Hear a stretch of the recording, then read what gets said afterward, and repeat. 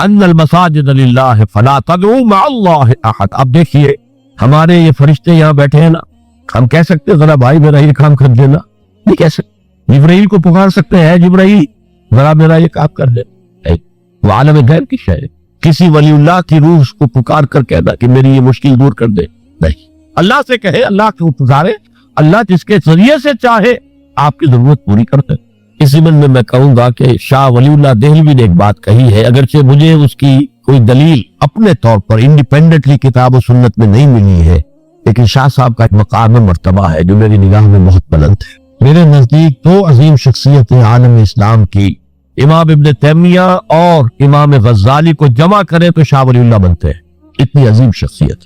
انہوں نے یہ لکھا ہے کہ جو اللہ کے برگزیدہ بندے ہوتے ہیں اور یا اللہ تعالیٰ ان کی ارواح کو ان کے فوت ہونے کے بعد ملائکہ کے طبقہ اسفل میں شامل کر دیتے ہیں, اور وہ بھی جس طرح وہ ملائکہ اللہ کے احکام کی زمین میں تنفیذ کر رہے ہیں وہ بھی اسی کام میں لگ جاتے. میں نے عرض کیا کہ میرے پاس انڈیپینڈنٹلی کوئی دلیل نہیں ہے اس کے حق میں, لیکن شاہ صاحب کا فرمانا خود میرے لیے ایک درجے میں دلیل ہے. لیکن یہاں ایک تو یہ نوٹ کرنے کا, ملائکہ کا طبقہ اسفل, ملائکہ کا سب سے نچلا طبقہ, اور اللہ کے حکم کی تنفیذ کرتے تو فرشتے کر رہے ہیں وہ بھی ہو. ہمیں سے کیا غرض ہے؟ ہم نہ فرشتے کو پکار سکتے ہیں اور نہ کسی ولی اللہ کو پکارو اللہ کو. قال ربکم ادعونی استجب لکم ان الذین یستکبرون عن عبادتی سیدخلون جہنم داخرین. تمہارا رب کہتا ہے مجھے پکارو, مجھ سے مانگو, میں تمہیں دوں گا, تمہاری دعا سنوں گا, قبول کروں گا. اور جو بربنائے تکبر مجھ سے نہیں مانگتے وہ جہنم میں داخل ہوں گے, ذلیل و خوار ہو. حضور نے ایک بات مجھے مطلب یاد نہیں ہے, بہت پیاری فرمائی. دیکھو انسانوں سے تم مانگتے ہو کچھ تو ایک دفعہ تو اس کے ماتھے پر تیوری پر بل پڑ ہی جاتا ہے, یہ کیوں میرے سامنے ہاتھ سوال کیا, کیوں مجھ سے مانگتا ہے, چلیے بعد میں کچھ وہ دے ہی دے, کہ تاگوار گزرتا ہے. ارے اس سے مانگو جو کہتا ہے کہ مجھ سے مانگو اور میں دوں گا, وہ نہ مانگنے پہ ناراض ہے, اس سے نہیں مانگتے. رات کے آخری ساعتوں میں, یا جسے آپ کہتے ہیں small hours of the morning, حدیث میں آتا اللہ نزول اجلال فرماتے, جس کو ہم نہیں جانتے کیسے نزول ہوتا ہے. ذات باری تعالیٰ اس کے متعلقات کے بارے میں جو بات آگے قرآن میں حدیث میں وہ ہم مانتے ہیں, کیسا یہ ہم نہیں جانتے. اس کا ہاتھ ہے کیسا ہم نہیں جانتے, اس کا چہرہ ہے کیسا ہم نہیں جانتے, اس کی ساق ہے, اس کی پنڈلی ہے کیسی ہم نہیں جانتے, وہ سنتا ہے کیسے سنتا ہے ہم نہیں جانتے, کیا اس کے کان ہے, کیا اسے بھی ساؤنڈ ویوز کی ضرورت ہے سننے کے لیے, وہ دیکھتا ہے کیسے دیکھتا ہے ہم نہیں جانتے, وہ اترتا ہے کیسے اترتا ہے ہم نہیں جانتے. جو قرآن میں آگے حدیث میں آگے مان لیجئے بس. باقی یہ متشابہات میں سے ہے, اس کی کھود قرید میں پڑو گے تو فتنے میں مبتلا ہو جاؤ. ابتغاء الفتنة وابتغاء تاویل. لہذا حدیث میں آتا ہے کہ رات کے آخری ساعتوں میں اللہ سمائے دنیا تک نزول فرماتے اور پھر ندا لگتی ہے حل من سائل فاعطیہ, ہے کوئی سوال کرنے والا مانگنے والا کہ میں اسے دوں. حل من مستغفر فاغفر لہ, ہے کوئی گناہوں کی معافی چاہنے والا کہ میں اسے معاف کر دوں. ہم انتا غفیر سو رہے, ہم تو مائل بکرم ہے, کوئی سائل ہی دے. راہ دکھلائے کسے, رہنم منزل ہی نہیں, نہ کسے دکھا. اللہ کے راستے پر چلنے کا فیصلہ کرو, اللہ کی راہ میں جہاد کا فیصلہ کرو, پھر اللہ راستہ کھولے گا. والذین جاہدوا فینا لنہدینہم سبلنا, وہ لوگ کہ جو ہمارے راستے میں جہاد کرے, محنت کرے, مشقتیں کرے, ہم لازماً ان پر اپنے راستے کھولتے چلے جائیں. اور دعا شرک فی الدعا, مانگو صرف اللہ. وہ چاہے کسی فرشتے کے ذریعے, چاہے کسی فوت شدہ ولی اللہ کی روح کے ذریعے سے, چاہے کسی کو بھی نہیں, براہ راست اپنے حکم سے. اس کی تو قدرت ہے, جو چاہے کرے. کن فیکون, وہ جیسے بھی ہو وہ آپ کی ضرورت پوری کرے گا. وہی ہے کیونکہ مشکلات کو حل کرنے والا ہے, وہی ہے کہ رزق دینے والا ہے, وہی ہے جو مرض سے شفا دینے والا ہے. پکارو اسی کو, مانگو اسی سے. اب آئیے کچھ مراسم عبودیت ہوتے ہیں. مراسم رسم کہتے ہیں کسی چیز کی ظاہری شکل. رہ گئی رسم ازا روح بلالی نہ رہی, فلسفہ رہ گیا تلقین غزالی نہ رہی. یہ قرآن کا بھی ہم اسے رسم الخط کہتے ہیں, رسم الخط. اور یہ حضرت عثمان کے زمانے میں فائدہ ہوا ہے کہ یہ اس طریقے سے لکھا جائے. تو ابدیت کے اظہار کے لیے کچھ رسومات ہیں, جس میں سے ایک پر گفتگو ہو چکی ہے, قنوت والقانتین والقانتات. یہ جو ہے اللہ کے حضور میں چاہے ہاتھ باندھے چاہے ہاتھ کھلے, لیکن ذرا جھک کر गर्दन में खम करके खड़े होना। ये नमाज के अंदर जो कुनूत है, ये कुनूत है, ये भी अपनी आजिज़ी का इजहार है, इज्ज़ और तसल्लुल। वो जो इब्न क़य्यिम की मैंने डेफिनेशन आपको बताई, अल इबादतु तजमाउ असलैन गायतल हुब्ब व गायतल ज़ुल्ल वल खुज़ू', हद दर्जे में अल्लाह के सामने पिछ जाना, झुक जाना, गिर जाना, रुकू सजदा अल्लाह के सिवा किसी के लिए। और इस मामले में दीन मोहम्मदी जो अपनी तकमील को पहुंच गया, अल-यौम अकमलतु लकुम दीनकुम व अतममतु अलैकुम निअमती व रज़ीतु लकुमुल इस्लाम दीना। हुजूर की बेसत से कबल सजदा ताज़ीमी जायज़, किसी शख्स की ताज़ीम के लिए, उसकी इज्जत के लिए उसके सामने सजदा जायज़। हजरत यूसुफ के सामने उनके वालिदैन और 11 भाई सजदे में गिरते। बचपन में ख्वाब देखा था और 40-50 साल बाद उसकी ताबीर बिलफिल एक इस वाक़े के तौर पर सामने आ गई। सजदा करना, झुकना, सजदा करना, ये जायज था सजदा ताज़ीम। हुजूर पर शरीयत मुकम्मल, तौहीद मुकम्मल, अब हर नौ का सजदा हराम मुतलक है सिवाय अल्लाह के किसी को। हमारे मुसलमानों ने भी अपने दौरे मुलूकियत में सजदा ताज़ीमी शुरू करा। अदालत के अंदर बादशाह के दरबार में जा रहे तो सजदा, सर झुकाकर रुकू की हालत में, या आपके पड़ोस में जो हैदराबाद की रियासत थी, सलाम कैसे करते थे, कितने झुकते थे, और फिर वो रुककर वो सलाम हो रहे। ये मुशरिकाना फेल है, जो औलिया दरबार में भी था। शेख अहमद सरहंदी रहमतुल्लाह अलैह ने कहा गलत है, हराम है, जायज नहीं। दरबार में शिकायत पहुंच गई, आखिर मुखबरी करने वाले भी थे, हासिद भी थे। कभी शर्र हासिदिन इज़ा हसद, तलबी हो गई, बुलाया गया दरबार में हाजिरी, और ऐसा एहतमाम किया गया कि जब हजरत मुजद्दिद आगे आए बादशाह तक जाने के लिए, तो दरमियान में एक दीवार सिहाई करके उसमें खिड़की खोल दी कि इसमें से झुककर गुजरेंगे ना तो रुकू किसी दर्जे में तो हो जाएगा। रुकू भी सजदे ही की एक शक्ल है, सजदे का हाफ कह लीजिए। लेकिन ये कि जब आयात सजदा आती है कुरान मजीद में, वो आम नमाजों में मैं देखता हूँ कि वो आयात सजदा वाली आयात पढ़ी दी जाती है, हालांकि उनकी एक खास कैफियत है। तरावी में तो पढ़ी जाती है, लेकिन पहले बता देते हैं कि ये दूसरी रकत में या पहली रकत में सजदा आ रहा है, तो लोग तैयार होते हैं। रुकू भी अगर फौरन हो जाए आयत सजदा के बाद, तो उससे भी उस सजदे का हक अदा हो जाता। बहरहाल हजरत शेख मुजद्दिद रहमतुल्लाह अलैह दरबार में आए तो उस खिड़की में से पहले पांव गुजारे, फिर अकड़ सड़क निकाला, फिर जेल में डाल दिया गया, कोई परवाह नहीं। हाजिर हुआ मैं शेख मुजद्दिद की लहद पर, वो खाक के है जेर फलक मतलाए अनवार, गर्दन न झुकी जिसकी जहांगीर के आगे, जिसके नफसे गर्म से है गर्मी अहरार, वो हिंद में सरमाया मिल्लत का निगहबां, अल्लाह ने बर वक्त किया इसको खबरदार। दीन इलाही, दीन मोहम्मदी के खात्मे का इलाज था। अब बड़े बड़े मौलवियों ने ये अकबर को सबक पढ़ाया था, बड़े मौलवी, दरबारी मौलवी, उन्होंने सबक पढ़ाया था। अल्लाह का एक दिन 1000 बरस का होता है, और अल्लाह का हर मामला 1000 साल तक होता है। अब 1000 साल हो गया मोहम्मद की रिसालत को, उनकी रिसालत का दौर खत्म सल्लल्लाहु अलैहि वसल्लम। अब दूसरा 1000 साल, इसीलिए अल्फ सानी कहते हैं, अल्फ हजार को कहते हैं, अल्फ सानी। ये दूसरा 1000वां साल जो शुरू हो गया है, इसमें एक नए दीन की जरूरत है। वो दीन अकबरी है, दीन इलाही है। और दीन इलाही क्या था? ये बहुत बड़ी सियासी तदबीर थी, असल में बहुत बड़ी सियासी तदबीर, और उसका ज़हूर बाद में भी हुआ है हिंदुस्तान की सरजमीन में। वो ये कि हिंदुस्तान की तरक्की में जो चीज सबसे बड़ी रुकावट है वो मजहबी इख्तिलाफात। लिहाजा ऐसा करो, सारे मजाहिब जो है उसे हावन दस्ते में डालो, कूट कूट के चूरा चूरा करके बनाओ सफूफ, और ये मजहब सबका हो जाए, तो मजहबी इख्तिलाफात खत्म हो जाए। दूसरी बात उनकी समझ में ये आ गई कि असल में इख्तिलाफ रिसालत और शरीयत की बुनियाद पर होते हैं। लिहाजा दीन इलाही, बस खुदा को मानो, बस रिसालत वगैरह को छोड़ो। खुदा तो सबका रब है, उसे आप परमात्मा कह ले, महादेव कह ले, जो चाहे कह ले, अल्लाह कह ले, राम कह ले, रहमान अय्यम्मा तदू फलहुल अस्माउल हुस्ना। कुरान कहता है तुम अल्लाह कहकर पुकार लो या रहमान कहकर पुकार लो, जिसको भी तुम पुकार रहे हो ये जान लो कि तमाम अच्छे नाम उसी के। ये फलसफा था बहुत गहरा। वो जाहिल था, अनपढ़ था, लेकिन बहुत बड़ा सियासतदान था अकबर, इसमें कोई शक नहीं। लेकिन ये कि अगर एक हुकूमत, और जो सबसे बड़ा मुगल आजम जिसको कहते हैं, उसके जमाने में मुसलमानान हिंद जो है सियासी एतबार से अपने उरूज पर थे, लेकिन दीनी एतबार से पाताल का मामला आ गया। दीन मोहम्मदी खत्म। 1000 साल का एक दिन है और वो खत्म हो चुका। अल्लाह ने उठाया मुजद्दिद अल्फसानी रहमतुल्लाह अलैह और उनकी दरवेशाना मसाई के जरिए से। अब देखिए اس زمانے میں تصوف کے ذریعے سے سب سے بڑا شرک آ رہا تھا. وحدت الوجود کی ایسی تعبیرات ہو رہی تھی جو ہماؤست بن گئی تھی. ہماؤست اور وحدت الوجود کے درمیان تو زمین آسمان کا فرق ہے. ہماؤست میں کائنات حقیقی ہے, خدا اس میں حل ہو چکا ہے, اس کے اندر ظاہر ہو گیا, اور وحدت الوجود میں وجود حقیقی صرف اللہ کا, اس کائنات کا وجود کوئی ہے ہی نہیں حقیقت. لیکن یہ ختم ہو رہا تھا. اس پہلو سے مجدد الف ثانی کے مجدد اعظم کو اللہ نے کھڑا کیا. شیخ احمد حضرت عمر کی اولاد سے تھے, فاروقی تھے, شاہ ولی اللہ بھی فاروقی تھے. رگ فاروقیم کہتے ہیں شیخ احمد نے, میری فاروقی رگ پڑکتی ہے. اس کے نتیجے میں وہ دین الہی کا خاتمہ ہوا.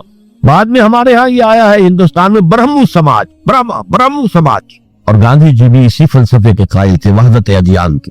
اور یہ سیاسی اعتبار سے بہت اونچی ذہنی سطح کی غمازی کرنے والی بات ہے کہ ہندوستان کے اندر کے یہ مذہبی اختلافات کو اگر ہم کسی طرح کھرل کر کے ختم کر دے, ہاون دستہ میں ڈال کے کر دے, تو پھر یہ کہ یہاں ترقی ہی ترقی. بہرحال سجدہ گردن نہ جھکی جس کی جہانگیر کے آگے, جس کے نفس گرم سے گرمی احرار, وہ ہند میں سرمایہ ملت کا نگہباں, اللہ نے بر وقت کیا جس کو خبردار. تو ہم نے شرک فی العبادت میں پہلے بات کی, شرک فی الاطاعت. انفرادی سطح پر نفس معبود, اجتماعی سطح پر عوام کی حاکمیت, بدترین شرک اس دور, عظیم ترین شرک. اتنے بڑے پیمانے کا شرک کبھی نہیں ہوا دنیا میں. اس کے بعد شرک فی المحبت, مال کی محبت, قیس عبد الدینار و عبد الدرہم, وطن کی محبت یا کسی اور شے کی محبت, اگر وہ اللہ کی محبت کے برابر بھی آ جائے, بڑھ جائے تو اور بھی بڑی بات کہنی پڑے گی. لیکن ہمارے پاس شرک سے اوپر کی اصطلاح کوئی نہیں.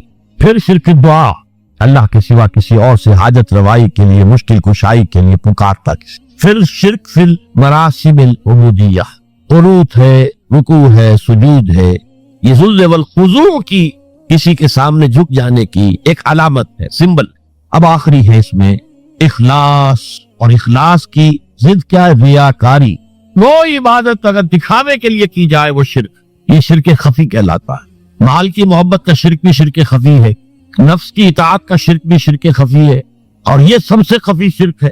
حضور نے فرمایا صلی اللہ علیہ وسلم, من صلی یرائی فقد اشرکا ومن صام یرائی فقد اشرکا ومن تصدق یرائی فقد اشرکا. جس نے دکھانے کے لیے نماز پڑھی اس نے شرک کر دیا, جس نے دکھاوے کے لیے روزہ رکھا اس نے شرک کر دیا, جس نے دکھاوے کے لیے خیرات کی, صدقات دیے, وہ شرک کر چکا. قد اشرکا, قد اشرکا, یہ عربی کے مزاج سے واقفیت ہو, فعل ماضی پر قد جو ہے تو وہ پرفیکٹ ٹینس بن جاتا ہے, کر چکا, وہ شرک میں ملوث ہو چکا.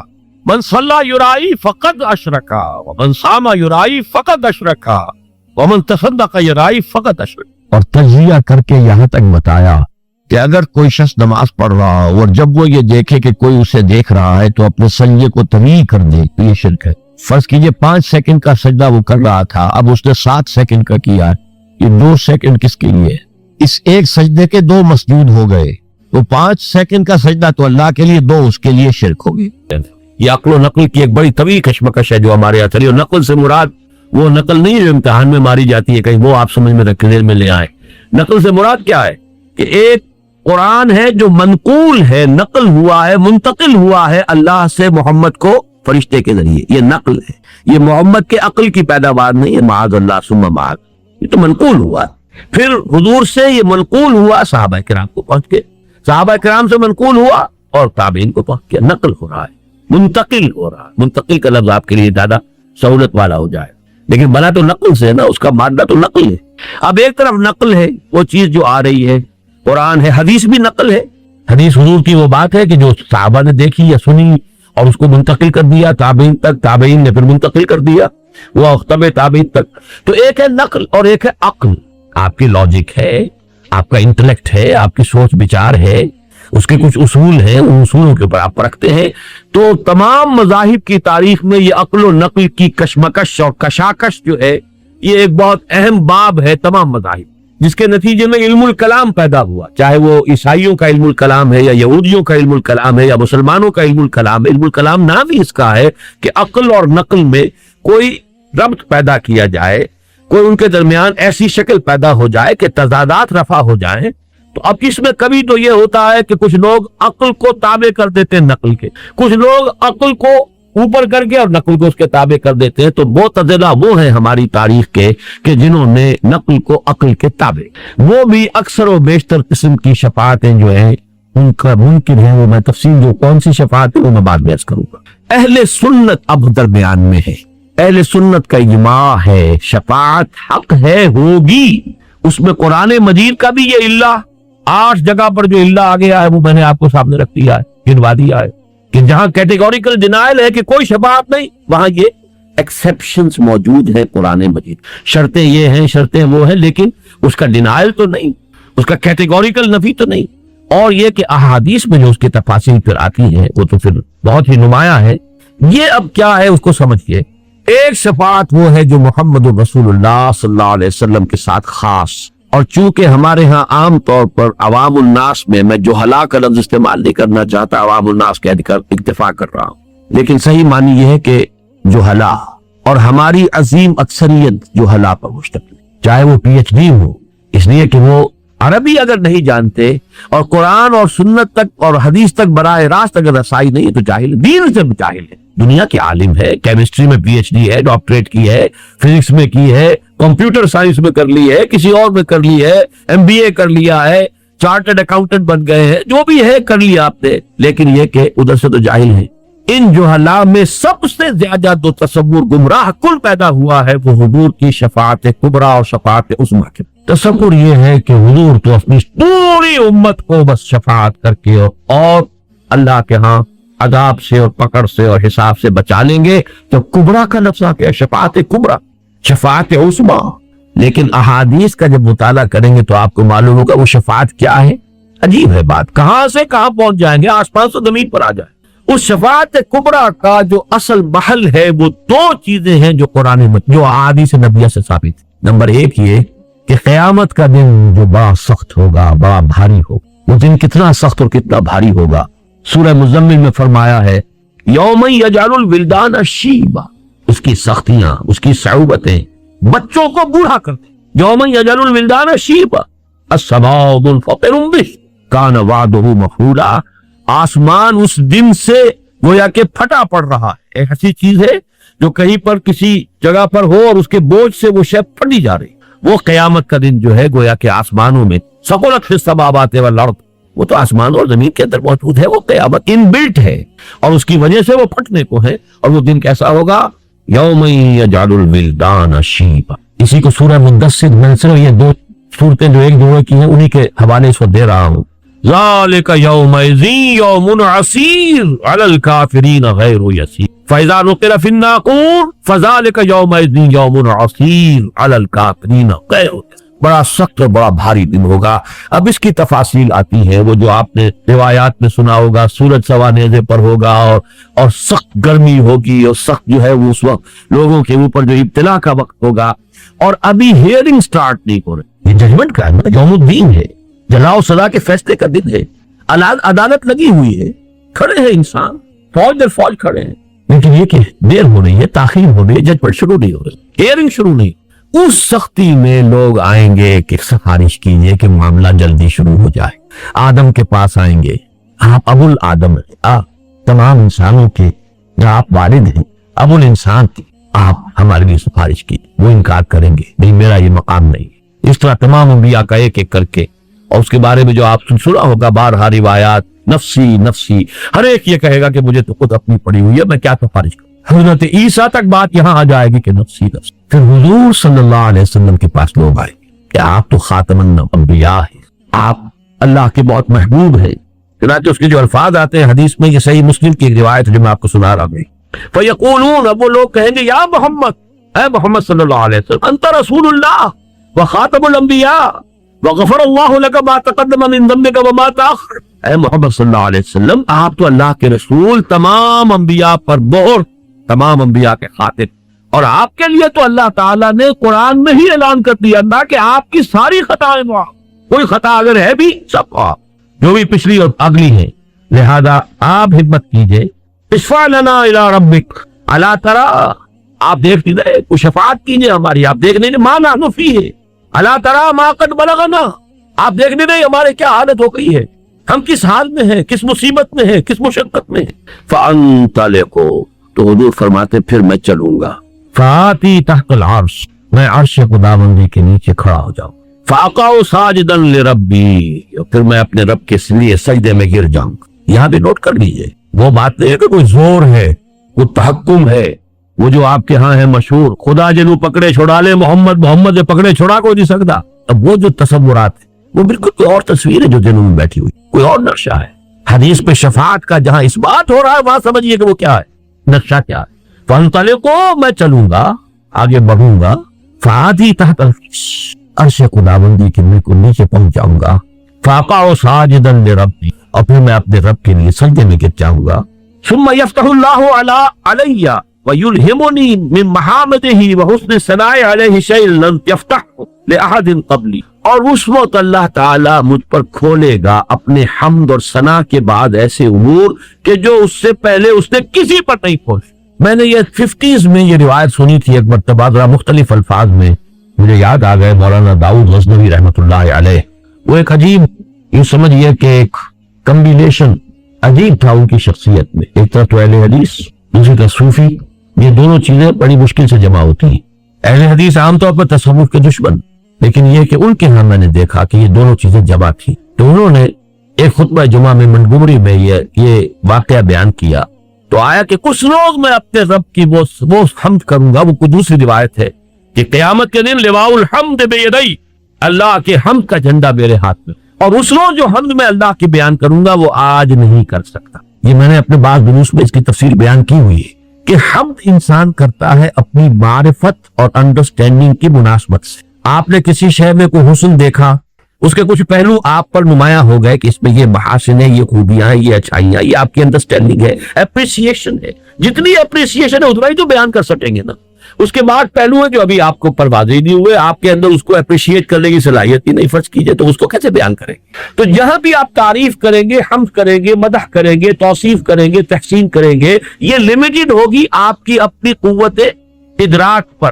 آپ نے کتنا کچھ سمجھا، کتنا انکشاف آپ پر ہوا۔ اس لیے تو میں کہا کرتا ہوں کہ قرآن مجید کی عظمت کا جو انکشاف علامہ اقبال پر ہوا ہے، میرا مطالعہ کہہ لیجئے بہت محدود ہے، لیکن بہرحال میرے علم کی حد تک کسی دوسرے انسان پر قرآن مجید کی عظمت کا وہ ادراک اور وہ انکشاف میں نے نہیں پایا۔ بڑے سے بڑے عالم، یہ انکشاف ہے، یہ اپریسیشن۔ ایک بہت بڑا فلسفی ہی اپریشیٹ کر سکے گا کہ قرآن کی اس آیت میں کس قدر بڑا فلسفہ ہے۔ آپ آدمی کو کیا پتا کیا اس پر لکھا ہوا ہے۔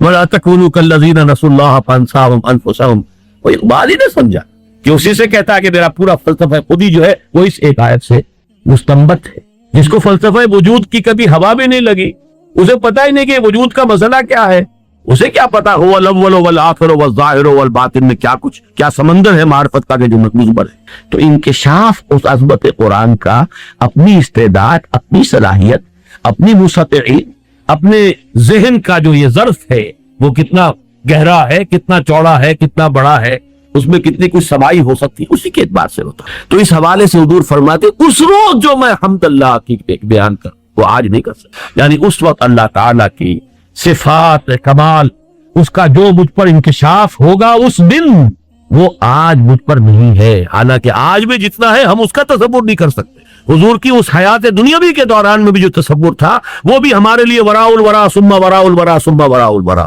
ہمارے تصور سے تو وہ بھی دور۔ لیکن حضور فرماتے ہیں کہ خود میں بھی آج وہ ادراک اور شعور جو ہے مجھے حاصل نہیں جو اس وقت مجھے عطا کیا جائے گا۔ اور یہاں اس حدیث میں، یہ صحیح مسلم کی روایت ہے، اس کی پورے الفاظ میں نے آپ کو سنا دیے، ثم یفتح اللہ علی ویلہمنی، پھر اللہ مجھے الہام فرمائے گا۔ اب دیکھیے بہت اہم لفظ آیا یہاں پہ الہام کا، اور یہ میری بحث میں ابھی آئے گا بڑی اہمیت کے ساتھ۔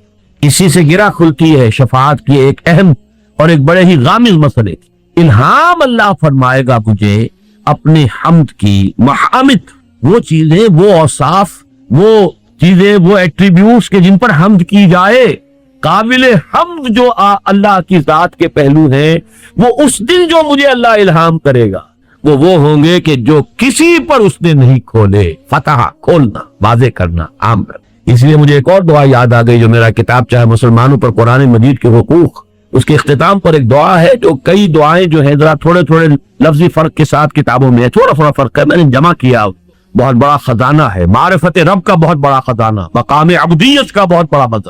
اللہم انی عبدک وابن عبدک وابن امتک فی قبضتک ناصیتی بیدک ماض فی حکمک عدل فی قضاؤک۔ ذرا اندازہ کیجئے عبدیت کا۔ اے اللہ میں تیرا بندہ ہوں، اللہم انی عبدک وابن عبدک، میرا باپ بھی تیرا ایک ادنا غلام تھا، وابن امتک، میری ماں بھی تیری ادنا کنیز تھی۔ اللہم انی عبدک وابن عبدک وابن امتک فی قبضتک، میں تیرے قبضہ قدرت میں ہوں، ناصیتی بیدک، میری پیشانی تیرے ہاتھ میں ہے، ماضٍ فی حکمک، میرے پورے وجود میں تیرا ہی حکم جاری و ساری ہے، عدل فی قضاؤک، میرے بارے میں جو فیصلہ تو کرے وہ عدل فرماتی، کوئی شک ہے ہی نہیں تیرے عدل پر۔ اب اس کے بعد سوال ہے، یہ حمد کرنے کے بعد سوال ہے۔ میں سمجھتا ہوں کہ بہت کم نصیبی ہے ان کی جنہوں نے میرا وہ کتابچہ پڑھا اور یہ دعا یاد کی۔ اللہم انی عبدک وابن عبدک وابن امتک فی قبضتک ناصیتی بیدک ماضٍ فی حکمک عدل فی قضاؤک۔ یہ ساری حمد تحمید ہے، یہ ساری تواضع، یہ عاجزی، یہ ان کے ساری تمہید ہے کس بات؟ اسألوک بکل اسم ہو لک، اے اللہ میں تجھ سے سوال کرتا ہوں تیرے ہر اس نام کے حوالے سے جو تیرا ہے، جو تیرے اسماء ہیں، میں انہی کے حوالے سے پکار سکتا ہوں۔ قرآن مجید میں آیا کہ نہیں، لہ الاسماء الحسنی فادعوہ بہا، اللہ کو جب بھی پکارنا ہو اللہ کے ناموں کے حوالے سے پکارو۔ اے اللہ تیرا جو بھی نام ہے میں اس کا واسطہ دے کر تجھ سے سوال کرتا۔ اسألوک بکل اسم ہو لک سمیت بہ نفسک، جس سے تو نے اپنے آپ کو موسوم کیا، خود اپنے لیے وہ نام اختیار کیا، او انزلتہ فی کتابک، یا وہ نام تو نے اپنی کسی کتاب میں نازل فرمایا، او علمتہ احدا من خلقک، یا وہ نام جو تو نے اپنے بندوں میں سے کسی کو کبھی سکھایا، او استأثرت بہ فی مکنون العلم عندک، اور اے اللہ وہ نام بھی جو تو نے ابھی اپنے پاس خزانہ غیب کے اندر رکھے ہوئے ہیں، میں اس کا بھی واسطہ، یعنی تیرے وہ نام بھی ہیں جو تو نے کسی کو ابھی تک نہیں بتایا۔ یہ محمد رسول اللہ کی دعا ہے۔ اسألوک بکل اسم ہو لک سمیت بہ نفسک او علمتہ احدا من خلقک او انزلتہ فی کتابک او استأثرت بہ، جسے تو نے محبوب بنا کر اپنے پاس ہی چھپا کر رکھا ہوا، تیرا وہ نام بھی ہے۔ او استأثرت بہ فی مکنون الغیب عندک، غیب کا جو چھپا ہوا خزانہ ہے جو خاص تیرے پاس ہے، اور تو نے وہ نام ابھی اپنے ہی پاس اسی خزانے میں رکھا ہوا چھپا کر، میں اس کا بھی واسطہ دیتا ہوں۔ انت جعل القرآن ربیع قلبی، مانگا کیا ہے؟ دولت نہیں مانگی، اولاد نہیں مانگی، کیا مانگ رہا ہے؟ انت جعل القرآن ربیع قلبی، اس قرآن کو میرے دل کی بہار بنا، ونور صدری، میرے سینے کا نور بنا، وجلاء حزنی، میرے غم اور رنج کا مداوا بنا، وذہاب ہمی بغمی، اور میرے ہموم اور تفکرات کا مداوا بنا اس قرآن۔ یہ دعا مجھے کیوں یاد آ گئی؟ اب استأثرت بہ فی مکنون الغیب عندک، اے اللہ تیرے وہ نام بھی جو تو نے ابھی اپنے پاس چھپا کر رکھے ہوئے ہیں خزانہ غیب میں ان کا بھی واسطہ دے رہا ہوں۔ حضور فرماتے اس روز وہ خزانہ غیب بھی مجھ پر کھول دیا جائے۔ فرمایا ثم یفتح اللہ علیہ ویلہمنی، پھر اللہ کھول دے گا مجھ پر اور الہام فرما دے گا مجھے، من محامدہ وحسن الثناء علیہ شیئا لم یفتحہ لأحد، وہ تمام خزانے جو اللہ نے مجھ سے پہلے کسی پر نہیں کھولے ہوں گے وہ اس وقت مجھ پر کھول دیے جائیں گے۔ ثم یقال یا محمد، تب جب یہ سب کچھ ہو جائے گا تو کہا جائے گا، پکارا جائے گا۔ اب ذرا یہ بھی نوٹ کیجئے، یہ نہیں کہا کہ اللہ کہے گا، یقال، اگر حفظ مراتب نہ کنی زندگی، مراتب کا لحاظ اگر نہ ہو، ابن عربی کا وہ شعر جو میرے بعد دروس میں آیا ہوگا، اب یہ چیزیں پھر آ رہی ہیں، بار بار وہی آئیں گی، بار بار آئیں گی۔ الرب رب وَإِن تنزل والعبد عبد وَإِن ترقى، رب رب ہی ہے چاہے کتنا ہی نیچے آ جائے، چاہے سمائے دنیا پر آ جائے، پہلے آسمان پر آتا ہے کہ نہیں آتا؟ حدیث میں ہے کہ نہیں؟ ہر رات کے پچھلے گھڑیوں میں، جنہیں آپ کہتے ہیں small hours of the morning، یہ 2 3 4 یہ سب سے چھوٹے ہیں نا، ان سے 1 2 3 4 12 کے بعد 1 پہ آ گئے نا، ایک دم small hours of the، یہ جو شروع کی صبح کے وقت مارننگ، ان میں اللہ نزول جلال فرماتا ہے، پہلے آسمان پر آ جاتا، اور محمد رسول اللہ شب معراج میں 7ویں آسمان پر پہنچ گئے، لیکن محمد ہے، اللہ اللہ ہے۔ الرب رب وَإِن تنزل، رب رب ہی ہے چاہے کتنا ہی نیچے آ جائے، کتنا ہی دور فرمائے، والعبد عبد وَإِن ترقى، بندہ بندہ ہی رہے گا چاہے کتنا ہی ترقی کر لے اور کتنی ہی اونچے مقام پر پہنچے۔ وہ حفظ مراتب یہاں پر نوٹ کیجئے، کہا جائے گا ثم یقال، پھر کہا جائے گا، کوئی کہنے والا کہے گا، کوئی پکارے گا، جیسے درباروں کے اندر ہوتے ہیں وہ اعلان کرنے والے کچھ اور ہوتے ہیں۔ ثم یقال یا محمد ارفع رأسک سل تعطى، शफा तो शफा, उस वक्त मुझसे कहा जाएगा ऐ मोहम्मद सल्लल्लाहु अलैहि वसल्लम अपना सर उठाओ, सजदे में पड़े हुए, ये सारी हमदो सरब सजदे में कर रहे हैं, इरफा रासक, अपना सर उठाओ, सल और मांगो तो तुम्हें अता किया जाए, वशफा करो जो सिफारिश करनी है, तशफा तो शफा तुम्हारी सिफात कबूल की जाएगी, फरफा और आसी फाकुल, उसके बाद मैं अपना सर उठाऊंगा और कहूंगा। यहां तक का पूरा नक्शा मैंने आपके सामने बयान कर दिया हदीस के अल्फाज में। अब ये शफाअतें दो होंगी, जिसे शफाअत कुबरा कहा गया वो क्या होगी, इसको कहा गया है हमारे यहाँ, वो शफाअत कुबरा क्या होगी, अल्लाह ताला की तरफ से वो जो ताखीर हो रही थी हिसाब किताब की वो खत्म हो जाए, हिसाब शुरू हो जाए, ये है शफाअत कुबरा। और दूसरी शफाअत कुबरा क्या होगी, कहा जाएगा कि मैं कहूंगा या रब उम्मती उम्मती, परवरदिगार मुझे अपनी उम्मत की, परवरदिगार मुझे अपनी उम्मत की, फयुकाल या मोहम्मद, तो कहा जाएगा है मोहम्मद सल्लल्लाहु अलैहि वसल्लम अदखिल जन्नत मिन उम्मतिक, अपनी उम्मत में से जन्नत में दाखिल कर दो, मन ला हिसाब अलैहि मिनल बाबिल ऐमन मिन बाबिल जन्नह, उन लोगों को जिनके जिम्मे कोई हिसाब नहीं। ये कौन लोग हैं जिनके जिम्मे कोई हिसाब नहीं, जन्नत के दाहिने दरवाजे से उन लोगों को ले जाओ, दाखिल कर दो, जिन पर कोई हिसाब नहीं। ये दूसरी अहादीस से मालूम होता है, बाज़ अहादीस में तो 70,000 का आदद आया है, मेरी उम्मत में से 70,000 लोग ऐसे होंगे जिनके बारे में इमाम बुखारी ने बाब कायम किया है, यदखुलुल जन्नतु सबऊन अल्फन बिगैर हिसाब, 70,000 जो है उम्मती मोहम्मद रसूलुल्लाह सल्लल्लाहु अलैहि वसल्लम के वो बगैर हिसाब किताब। वो कौन से होंगे, वो लोग होंगे जिसके बारे में फरमाया ला यक्तबून वला यस्तरिकून वला यततयरून व अला रब्बिहिम यतवक्कलून, वो तेरी उम्मत के लोग ए मोहम्मद सल्लल्लाहु अलैहि वसल्लम जो खालिस मुतवक्किल थे अल्लाह पर, लिहाजा ना तो वो दाग लगवाते थे, ना वो कोई झाड़ फूंक करवाते थे, ना कोई फाल लेते थे। ये तीन औसाफ, जो लोग अपने मामले को कुल्लियतन अल्लाह के हवाले। अब झाड़ फूंक हो रही है, एक है दवा इलाज, एक मुनासिब हद तक इलाज करना सुन्नत है, इलाज कीजिए दवा के जरिए से कीजिए। जैसे कि मैंने अर्ज किया, आपसे आकर किसी ने कहा कि मुझे ये तकलीफ है, मैं अल्लाह से दुआ कर रहा हूँ, आप भी दुआ कीजिए, बिल्कुल इसमें कोई हर्ज नहीं है, कत्ल की ये शफाअत है और ये जायज है, होनी चाहिए। इसी तरह किसी से आपने कहा मुझे पानी पिला दो, ये बिल्कुल ठीक है। जो भी हमारे मादनी कवानीन है, जो आलम मादनी है, उसके तहत किसी से मदद मांग लेना, ये कत्ल कोई ना कुफर है ना शिर्क है। लेकिन किसी रूह को पुकारना, या शेख अब्दुल कादिर जीलानी मेरी ये तकलीफ रफा कर दे, ये शिर्क हो जाए। किसी फरिश्ते को पुकारना, या जिब्राइल मेरी इस वक्त ये मदद कर दे, ये शिर्क हो जाए। मोहम्मद को पुकारना, अली को पुकारना, या अली मदद, ये कुफर और शिर्क हो जाए। इसी तरीके से मैंने अर्ज किया कि ये लोग तवक्कुल करने वाले वो हैं कि जो ये झाड़ फूक नहीं कराते, कोई फाल वगैरह नहीं लेते, ये बदशगुनी हो गई, ये बदफाली है, ये फला है, ये चीजें हैं, इन तमाम चीजों से मावरा होकर वो सिर्फ अल्लाह पर तवक्कुल कर, जो अल्लाह चाहेगा वो होगा और जो अल्लाह नहीं चाहेगा वो नहीं होगा। माशा अल्लाह कान व मा लम यशा लम यकुन, किसी जादूगर का जादू मुझ पर असर नहीं कर सकता अगर अल्लाह न चाहे। ये दूसरी बात है कि अगर अल्लाह ही ने अपने कलाम में नाज़िल करती है मुअव्वज़तैन और उसको आप जरिया बनाए, ये बिल्कुल अलग बात है। लेकिन किसी का भी ये तसव्वुर कर लेना कि वो आज खुद मुझे कोई नुकसान पहुंचाने पर कादिर है, यही तो शिर्क और कुफ्र है। ला हौला वला कुव्वता इल्ला बिल्लाह।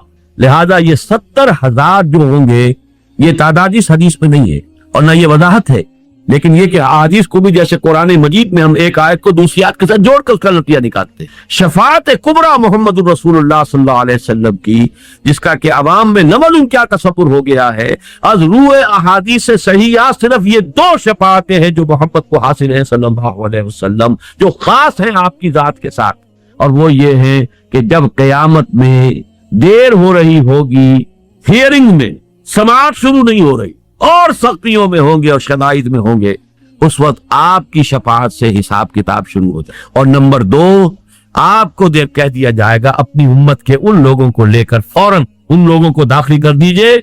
अभी ये जो हिसाब किताब होना है ये भी नहीं हो, ये सख्ती भी इनके लिए नहीं है। आपकी उम्मत के वो लोग कि जो जिन पर कोई हिसाब नहीं है, और ये वो लोग हैं कि जो न कहीं दाग लगवाते थे, ये भी पुराने जमाने में दाग लगा देना, निशान लगा देना, उसमें ये कि कुछ वो माबूदों का हवाला भी होता था, कुछ इससे वो जो है कबाइल की शनाख्त भी होती थी, मुख्तलिफ था, इससे भी रोका।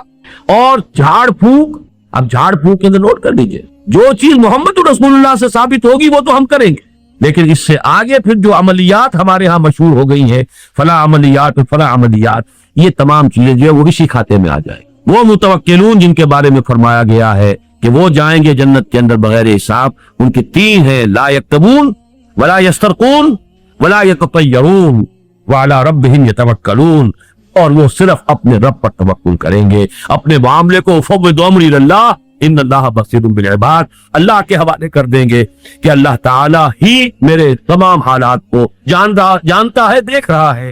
سپردم بے تو مایہ خیشرا، تو دانی حساب کم ہو۔ تو دو چیزیں ہوئی کہ جو حضور صلی اللہ علیہ وسلم کے ساتھ خاص، اور یہ وہ ہے جن کے معتزلہ بھی قائل ہیں۔ میں نے بتایا تھا کہ شفاعت بالکل منکر خوارج، معتزلہ ان دو کے وہ بھی قائل ہیں، اہل سنت تو قائل ہے ہی۔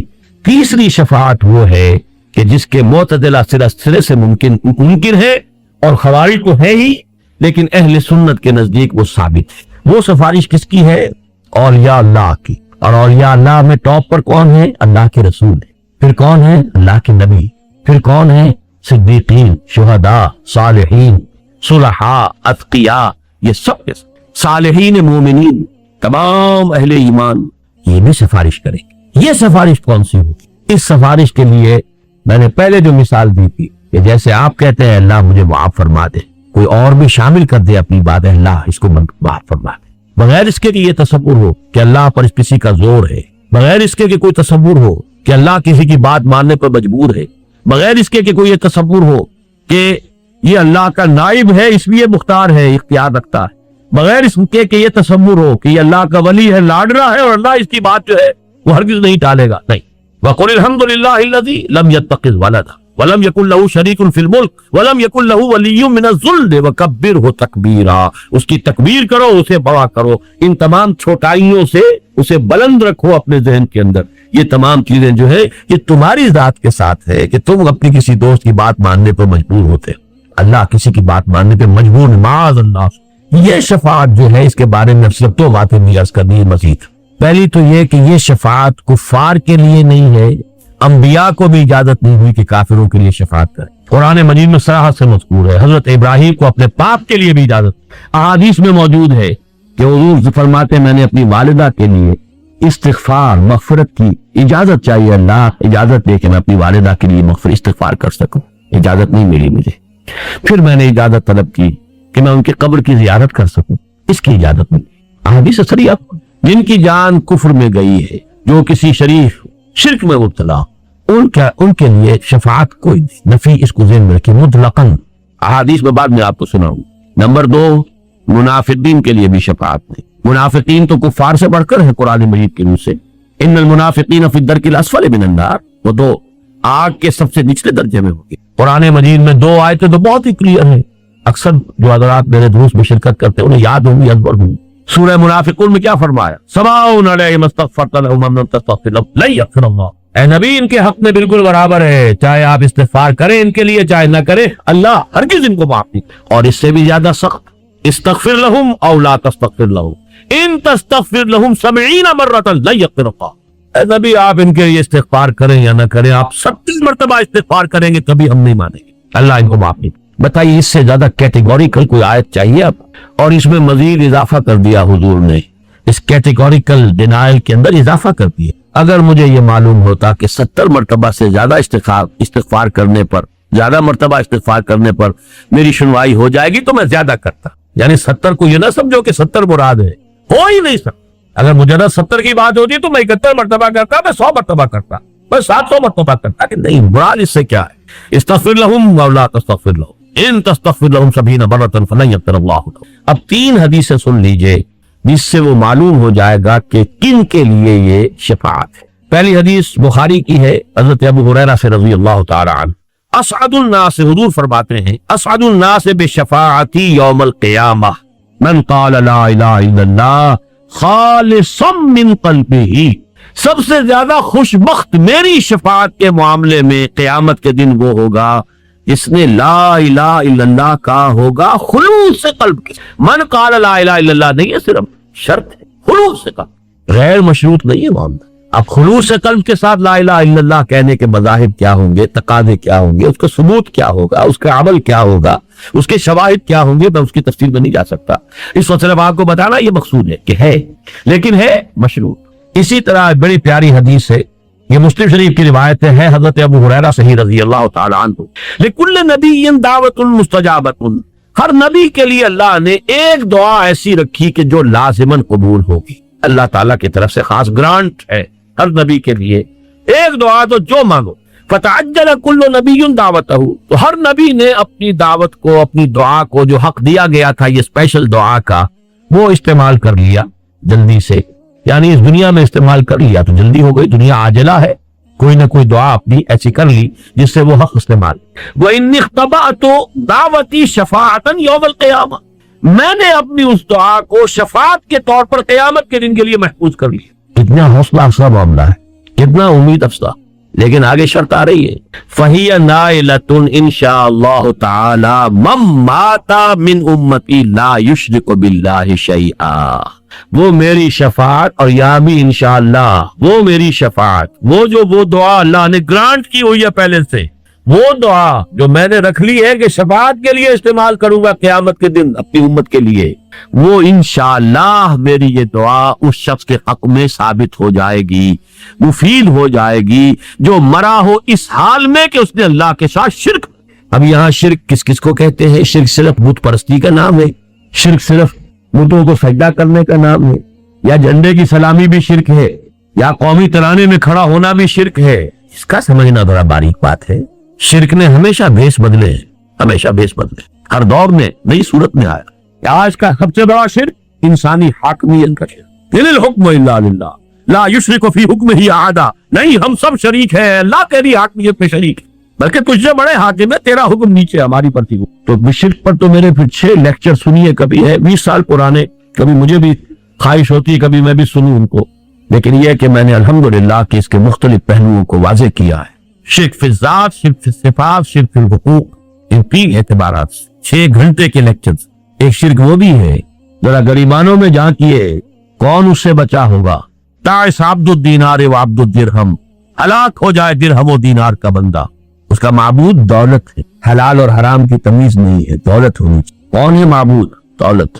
عبد الدینار ہے، یہ نام ان کا عبد الرحمن ہے، حقیقت میں عبد الدینار ہے، جسے دینار کے لیے دینار سے اتنی محبت ہے کہ نہ حلال کا خیال ہے نہ حرام سے کوئی اجتناب. بہرحال شرط مشروط ہے، اس کے سوا وہ شفاعت کام نہیں آئے، چاہے وہ انبیاء ہو، رسول ہو، کوئی بھی، صلحاء ہو، اتقیاء ہو.